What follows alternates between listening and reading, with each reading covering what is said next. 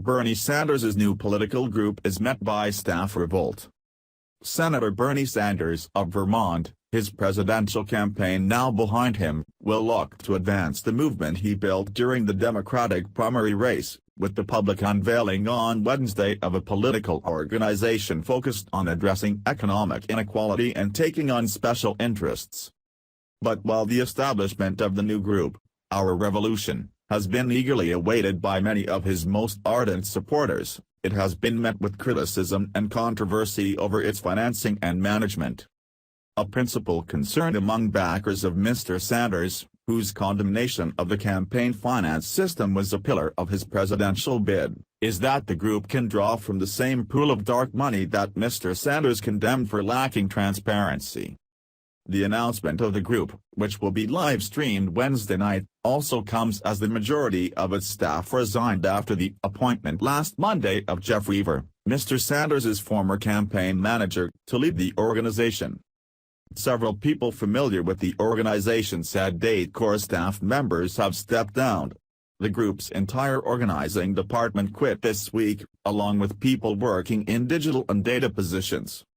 After the resignations, Mr. Sanders spoke to some who had quit and asked them to reconsider, but the staff members refused.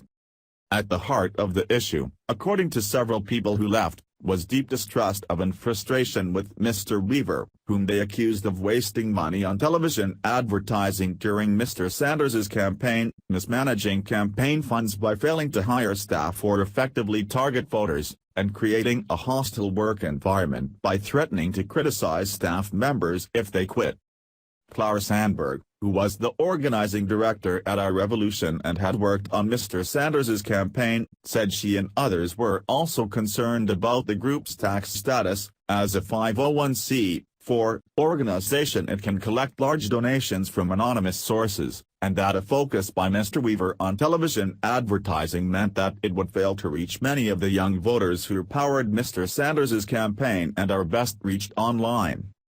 I left and others left because we were alarmed that Jeff would mismanage this organization as he mismanaged the campaign, she said, expressing concern that Mr. Weaver would betray its core purpose by accepting money from billionaires and not remaining grassroots funded and plowing that billionaire cash into TV instead of investing it in building a genuine movement. Kenneth Pennington, who was the digital director of Our Revolution, declined to go into detail about his reasons for leaving but did confirm that he was no longer with the organization.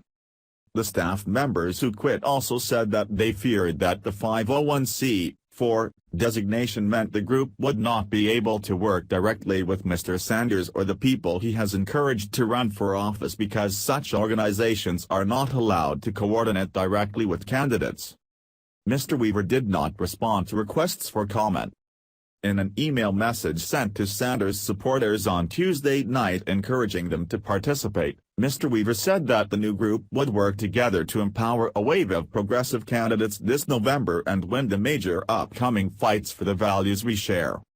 Mr. Sanders has been using his vast list of supporters this summer to raise money for local lawmakers like Chris Pearson, a state representative in Vermont. He is also supporting candidates such as Tim Canova, a liberal Democrat who is trying to unseat Representative Debbie Wasserman Schultz of Florida, whom Mr. Sanders accused of favoring Hillary Clinton's campaign during the primary race.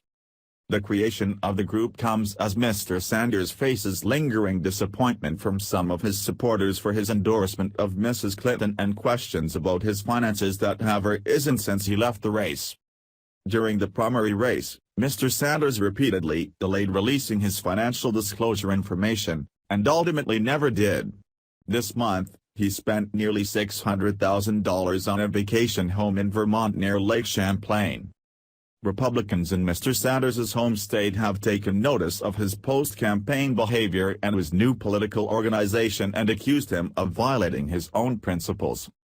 He preaches transparency and then he tries to set up the most shadowy of shadowy fundraising organization to support his causes, said Brady Tonsing, the vice chairman of the Vermont Republican Party, who argued that Mr. Sanders was essentially a big donor.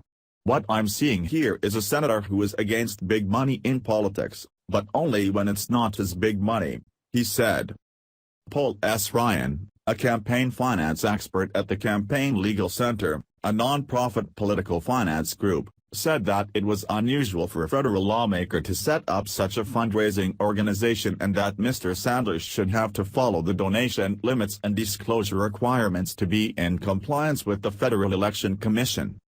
There are definitely some red flags with respect to the formation of this group that are worth noting and keeping an eye on, Mr. Ryan said. We're in a murky area.